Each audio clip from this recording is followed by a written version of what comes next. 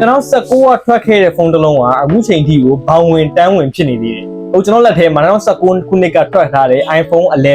11 series ကအခုထွက်လာမဲ့ iOS 27 version ကိုပါထပ်ပေးတာဖြစ်တဲ့အတွက်ကြောင့်မို့လို့11ကိုင်တဲ့ user တွေရောအခုမှ11ကိုဝယ်မဲ့သူတွေရောကတော်လေးကိုတုံးတဲ့သွားပြီ။အဲ့တော့ဒီလာမဲ့ update ဒီမှာ iPhone 18ထွက်ပြီးတော့ iOS 27ထွက်လာမယ်လာမဲ့ feature အသစ်တွေအများကြီးပါလာမယ်လို့လည်းသိရတယ်။အဲ့တော့အဲ့ဒီအရာတွေအားလုံးကို11စပြီးအသုံးပြုနိုင်မယ်။လက်ရှိ11ရဲ့ budget ကလည်း10သိန်းအောက်ဝန်းကျင်မှာရှိနေတဲ့အတွက်ကြောင့်မို့လို့ budget အနေနဲ့သုံးမဲ့သူတွေအနေနဲ့ရောနောက်ဆုံး update ထိကို model လိုက်ညီကျင်တဲ့သူတွေအနေနဲ့ရောသုံးလို့အကောင်းဆုံးဖုန်းလုံးဖြစ်နေသေးတယ်။ကျွန်တော်ဆိုင်မှာတော့11ကိုမှရရှိနိုင်မဲ့ color တွေဆိုလို့ရှိရင်တော့ကျွန်တော်လက်ထဲမှာကင်ထားတဲ့ဒီ white hue ပေါ့နော် black ရပါမယ်ကျွန်တော်ဒီအစိမ်းရမယ်အနီရမယ်ခရမ်း purple ရတော့မှာဖြစ်တယ်။ဆိုတော့အဲ့ဒီမှာ 64GB ကော 128GB ကော GB နှစ်မျိုးစလုံးရတော့မယ်10သိန်းအောက်ဒီထဲမှာ 64GB ကို8,500နဲ့ 128GB ကို9,500တသိန်းကွာနဲ့ရောင်းချပေးနေတာပဲဖြစ်တယ်ဆိုတော့အဲ့ဒီဟာကိုဘူးပစ္စည်းအစုံရမယ်10သိန်းအောက်ထဲမှာ11လိုမျိုး performance ကောင်းတဲ့ဖုန်းကလုံးကန်ရမယ်ကင်မရာကောင်းကောင်းကန်ရမယ် battery ကောင်းကောင်းကန်ရမယ်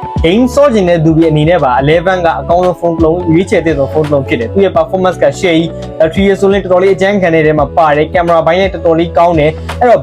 ဘယ်နေရာမှာမဆိုအတုံးတဲ့နေတဲ့11ကိုနောက်ဆုံးထွက် iOS 27 version မှာထပ်ရသွားပြီဖြစ်တဲ့အတွက်ကြောင့်မို့11ကအခုလက်ရှိအဝယ်သင့်ဆုံး model တစ်မျိုးဖြစ်နေသေးတယ်အဲ့တော့ကျွန်တော်ကပြောရသူ 64GB ကို8,500 128GB ကို9,500မှာယူခြင်းနဲ့ဆိုလို့ရှိရင်တော့39958686ကိုဆက်သွယ်ပြီးတော့မှာယူလို့ရတယ်။စိုင်မလာရောက်ကြည့်ရှုပြီးမှဝယ်ယူခြင်းနဲ့ဆိုလို့ရှိရင်တော့ပုံစည်းတန်းလမ်းအောက်ဘက်လောက်တင်းကြီးစေးကမ္မတိုင်ဒီဗဘေးနဲ့မြို့နယ်မှာဒီမိုဘိုင်းတရှိပါတယ်။